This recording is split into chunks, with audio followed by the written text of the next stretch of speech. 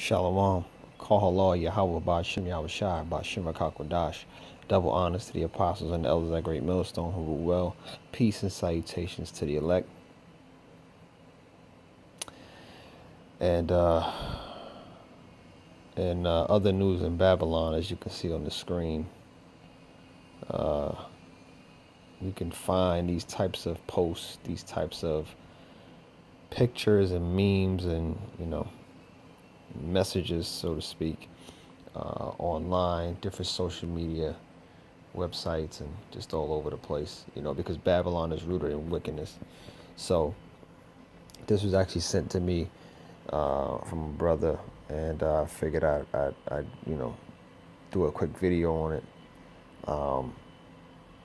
As we all know, June represents Gay Pride Month, which is now over, but it's not really over, just because Babylon the Great, America, is just a wicked, perverse place in its entirety. So it's really Gay Pride season, just in general. That this whole society it's finished, man. And I just like to speak on it, get into some scriptures, because at the end of the day, it's really just about continuing to push this word, continuing to endure the wiles of the devil that you are confronted with, and you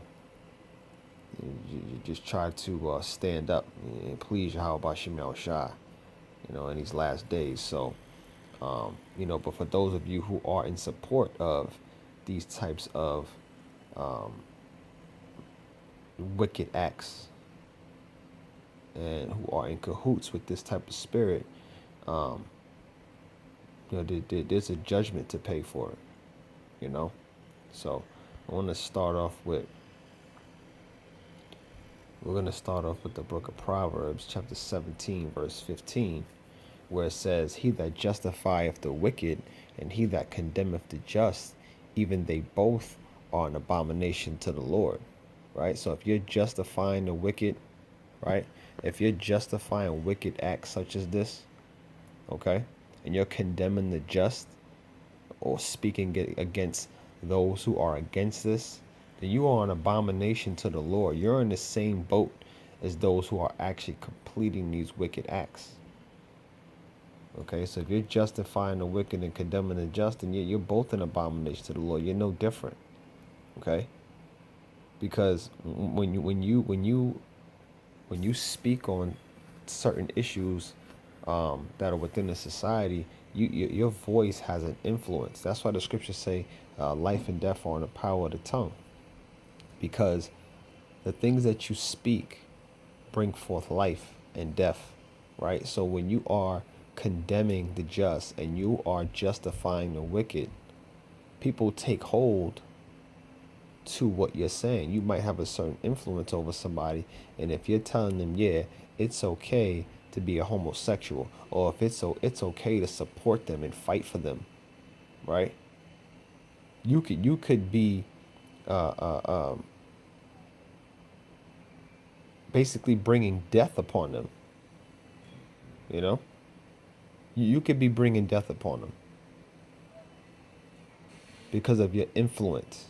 Okay, the scriptures talk about it's not what what goes into a man that defiles him, but it's what that comes out. So the words that you speak out of your spirit, that's what defiles a man. That's what makes you filthy. Okay, the words that you speak, the information that you give out, the spirit that you let out. You know what I'm saying? Scriptures say every idle word, man. You got to watch what you're saying around here. Okay. Second scripture is Isaiah 5:20. This is the book of Isaiah 5. We'll start at verse 20. And it reads, "Woe unto them that call evil good and good evil, that put darkness for light and light for darkness, that put bitter for sweet and sweet for bitter." And the word woe means destruction, death. Okay, so destruction unto them that call good evil. So if you're calling, it's like it says, woe unto them that call evil good. So if you're calling evil works, okay, such as this, if you're calling this good, or if you're calling good things evil, if you're putting the darkness of this world for light and the light of this world for darkness, then woe unto you, then destruction unto you, then death unto you. Thus saith the scriptures, thus saith the Holy Bible, thus saith the Lord. You know? And we believe in this word, so we push the vibration of this word. The Lord was gracious enough to bring us back to a righteous standard and show us what's right and wrong. Okay? And that's the energy and the vibration that we push out. Verse 21, woe unto them that are wise in their own sight and prudent in their own sight. So destruction unto them who are wise in their own sight, because you don't want to take the counsel of those who are pushing out righteousness, namely the men who have been set up in these last days to teach this word the right way, the correct way. Okay, there's a whole vibration going out in this world. Okay, and it's been set up by men through the power and spirit of YAHAWAH, BAHASHAM, YAHAWASHI, and those men are responsible for bringing the nation of Israel back to their power, the name of the Lord and its righteousness. All right, so woe unto them that are wise in their own sight and prudent in their own sight. Let me get a precept to that really quick. This is Proverbs 3 and 5, where it says, Proverbs 3 and 5 says, trust in the Lord with all thine heart and lean not into thine own understanding. Yeah, so you have to trust in the Lord with all your heart and not lean into your own understanding. Why? Because your understanding has been created, right, by the conditioning of the so-called white man, which is your oppressor. Because everything that we've learned here in Babylon the Great in America has been pushed through the propaganda, the upbringing of the so-called white man in his ways, okay? Because by nature, he's the devil. By nature, he's wicked. And he says it's okay for this. He says it's okay to support your LGBT friends. He says it's okay for you to actually partake in this type of behavior, right? But that's not what the scriptures say. Okay, the scriptures say homosexuals should be put to death. And it might sound harsh for those of you who are not used to this message, but this is the message, man. This is thus saith the Lord. You're not supposed to sleep with another man, and women are not supposed to sleep with other women. Point blank, period, man. There's no point in trying to justify it. Verse 6, in all thy ways acknowledge him, and he shall direct thy paths.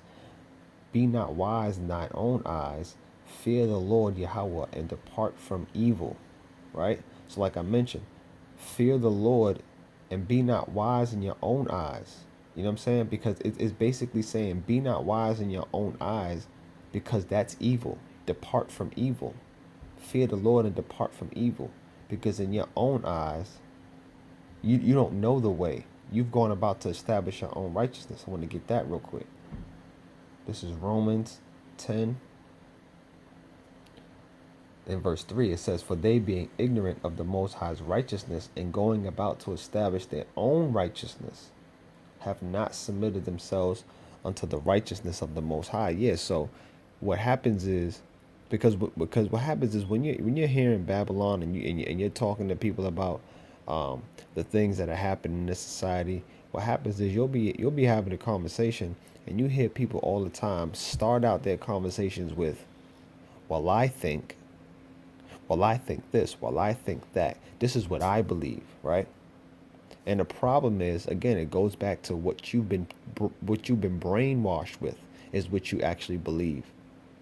Right? That standard was set for you, has been set by the so-called white man, to love everything and to love everybody and to support all manner of wickedness no matter what. Everybody needs to be equal and this, that, and the third. But that's not what the Lord says. And that's you going about to establish your own righteousness. We read that again. Romans chapter 10, verse 3 says, for they being ignorant of of God's righteousness. So if you're ignorant of God's righteousness, you're going about to establish your own righteousness and not submitting yourself unto the will and righteousness of the Most High. That's the problem. That's the huge problem. That's why our people, the nation of Israel, the so-called blacks, Latinos, and Native Americans, that's why we're in the position that we're in now, because of disobedience to the Lord, right? Because we are his chosen people, and he put us in this position for our disobedience, for us establishing our own righteousness and not submitting ourselves into the righteousness of the Most High. For this, okay, for this and many other abominations that the nation of Israel, the so-called blacks, Latinos, and Native Americans partake in. All right. Back in Isaiah 5:21 again, woe unto them that are wise in their own sight, in their own eyes, and prudent in their own sight. Woe unto them that are mighty to drink wine, and men of strength to mingle strong drink. Verse 23, which justify the wicked for reward, and take away the righteousness of the righteous from him. So when you take away the righteousness and you justify wickedness, that's an abomination to the Lord, man. There's a judgment to pay for that. Okay? And that's what we need to be concerned with in these last days, because that's what's left. If you believe in the Bible and you believe in the scriptures as the prophecies come to pass, we ain't got much time here. We are in the last days. And the only thing that's left is judgment. Babylon the Great, America is going to be judged, and everybody within it. Everybody has to sit in that judgment seat in the last day, in the last days, you know? And what side of judgment are you going to be on? You better ask yourself that. All right, because the Lord ain't coming back to talk, man. Let's get Malachi 3.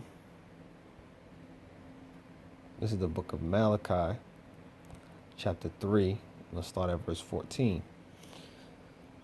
It says, ye have said, it is vain to serve the Most High.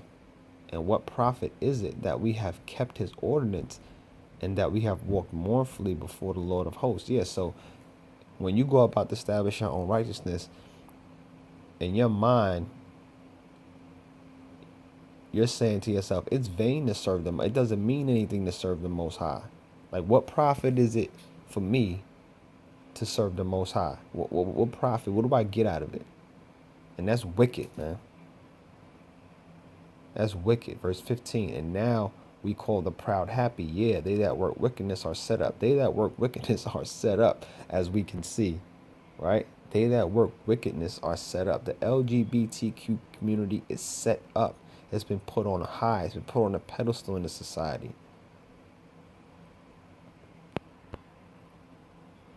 All right.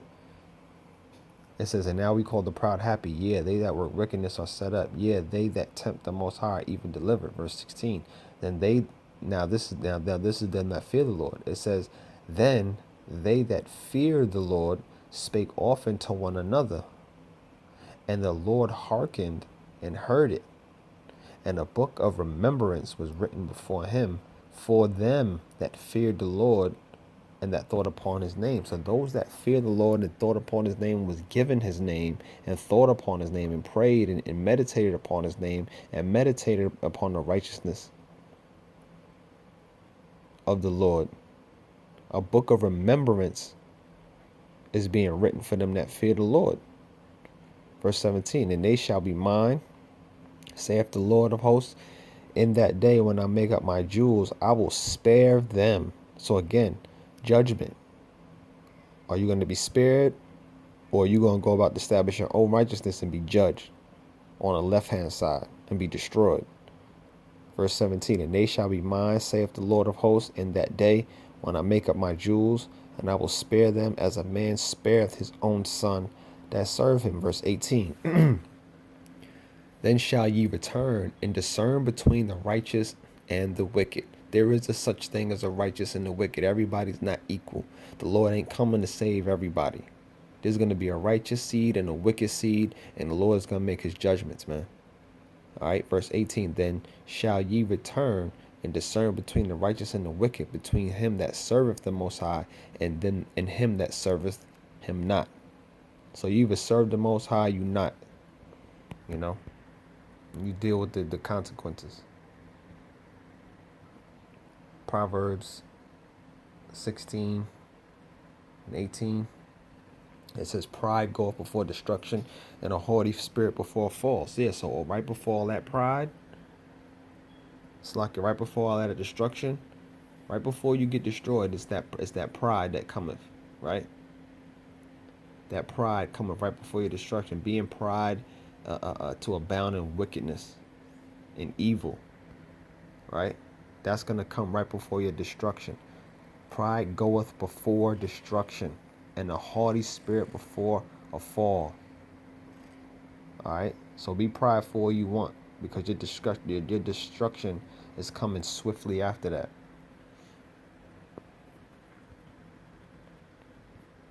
This is 2 Ezra 8 and 50, where it says, for many great miseries shall be done to them that in the latter time shall dwell in the world, because they have walked in great pride. Okay, so there goes that great pride again. What does the scripture say? What does the Lord say about walking in great pride? It says, verse 50 again, for many great miseries shall be done to them that in the latter times, what's the latter time? The times that we're in now. Yep, because the Lord said, watch for the prophecies, right? Measure thy times. When you measure thy times and you see the prophecies coming to pass, the Lord told us that then we'll be close to the end, and we're at the end. All right, for many great miseries shall be done to them that in the latter time shall dwell in the world, because they have walked in great pride. Okay, and when you walk in great pride, such as this, and you don't have no standards set before you, and you think that everything is all good, and you can love everything, and everything is equal, and it's all good, just everybody do their own thing, well then, you'll fall victim to the great miseries that shall be done in these last days. And that's thus saith the Lord, man. We're not going about to establish our own righteousness. We need to be delivered from this. We need to be delivered from the destruction that's coming. If you believe in the Bible, then you believe in the destruction that's written therein. Because it's not good. Ain't no good news for Babylon the Great. No good news for America. If you're paying attention to if you're paying attention to the alternative media, what's going on with Iran and Venezuela, everything that's going on, Russia, China, you paying attention? Because if not, you're gonna be blindsided by the judgment, and deservedly so, because this place is disgusting. Let me get this last scripture and close out. This is Isaiah 66. Isaiah 66 and 15. It says, for behold, the Lord Yahawah will come with fire, and with his chariots like a whirlwind, to render his anger with fury, and his rebuke with flames of fire. So this is coming to tell you that the Lord is angry. The Lord is angry with this place. It says it right here. For behold, the Lord will come with fire, and with his chariots like a whirlwind, to render his anger. Why is he angry? This is why he's angry. Because this is not the way of the Lord, of the creator of all things, YAHAWAH BAHASHAM YAHAWASHI. This is not his way. That's why he's angry. And that's why he's coming to rebuke with flames of fire. It's simple. It's not hard to understand. Okay, verse 16. For by fire and by his sword. Okay. For by fire and by his sword will the Lord plead with all flesh, and the slain of the Lord shall be many. The Lord is coming to kill many people. Period, man. That's what the word says. And if you believe in this word, then you better take heed, or you're going to be a part of this. Okay? You're going to be a part of those flames of fire. Right? Because the Lord is looking for obedience when he returns. Those who believed in the word, those who are faithful to this. All right? So with that, I hope you were edified. Call halal, Yahawah, BAHASHAM, YAHAWASHI, BAHASHAM, Rakakwadash. Double honors to the apostles and the elders, that great millstone. Peace and salutations to the elect. Shalom.